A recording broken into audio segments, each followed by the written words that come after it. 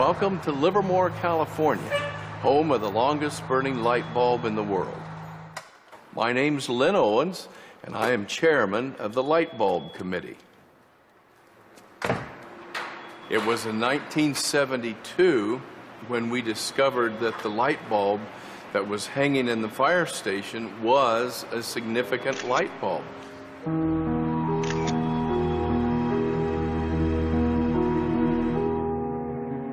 The light bulb at the Livermore fire station has been burning continuously since 1901. Ironically, the bulb has already outlasted 2 webcams.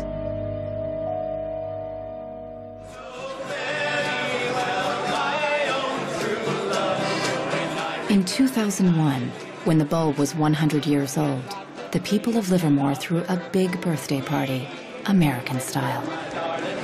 I think we were hoping if we would get 200 people, we'd be happy, and we ended up with 800 or 900 people showing up. One nation, under God, indivisible, with liberty and justice. Do you think that anybody would sing happy birthday to a light bulb? Well, we didn't think they would, but they did.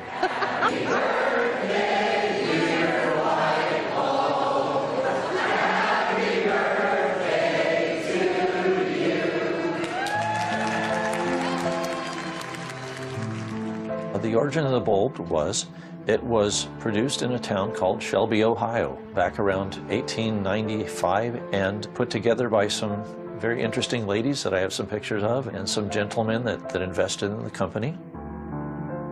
The filament was invented by Adolphe Chaillet. He invented his filament to last.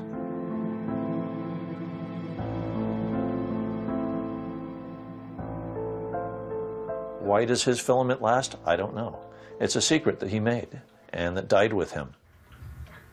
Chaillet's formula for a long-lasting filament is not the only mystery in the history of the light bulb.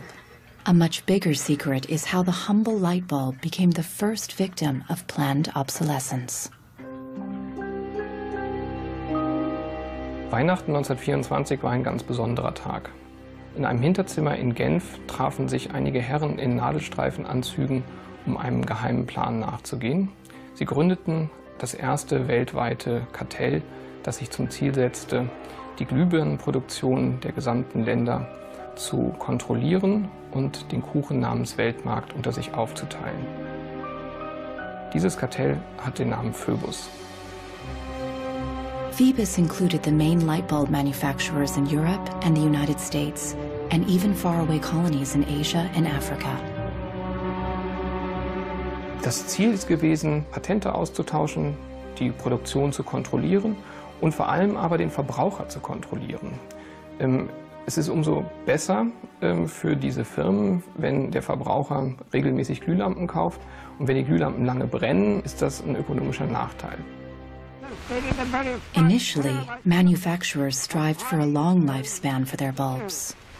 On October 21st, 1871, numerous experiments resulted in the production of a small unit lamp of comparatively enormous resistance. The filament being under conditions of great stability after the... Thomas Edison's first commercial bulb, on sale by 1881, lasted 1,500 hours. By 1924, when the Phoebus cartel was founded, manufacturers proudly advertised lifespans of up to 2,500 hours and stressed the longevity of their bulbs. Also hat man sich bei Phoebus gedacht, dann beschränken wir einfach die Lebensdauer dieser einzelnen Glühbirnen auf 1000 Stunden. 1925 wird ein entsprechendes Komitee gegründet, das 1000-Hour Life Committee, was sich zum Ziel setzt, auf technischer Basis die Lebensdauer der Glühlampen auf diese Brenndauer zu beschränken. More than 80 years later, Helmut Hüge, an historian from Berlin, uncovers proof of the committee's activities hidden in the internal documents of the founding members of the cartel, such as Philips in Holland, Osram in Germany, and Compagnie des Lampes in France.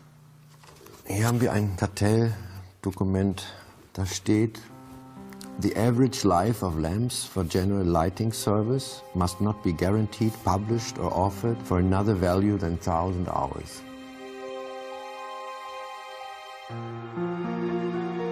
Under pressure from the cartel, member companies conducted experiments to create a more fragile bulb that would conform with the new 1,000-hour rule.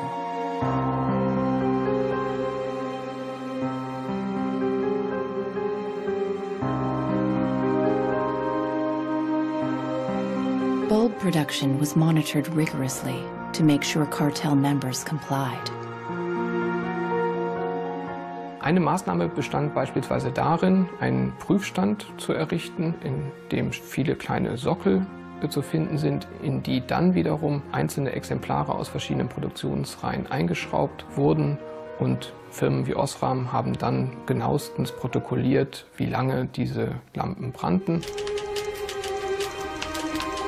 Phoebus enforced its rules through an elaborate bureaucracy. Members were fined heavily if their monthly life reports were off the mark.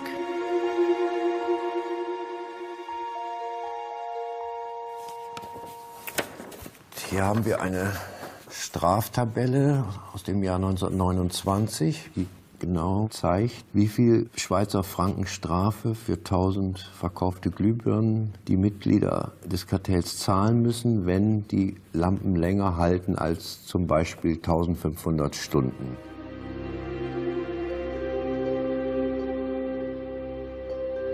As planned obsolescence took effect, lifespans fell steadily. In just 2 years, they dropped from 2,500 hours to less than 1,500 hours. By the 1940s, the cartel had reached its goal.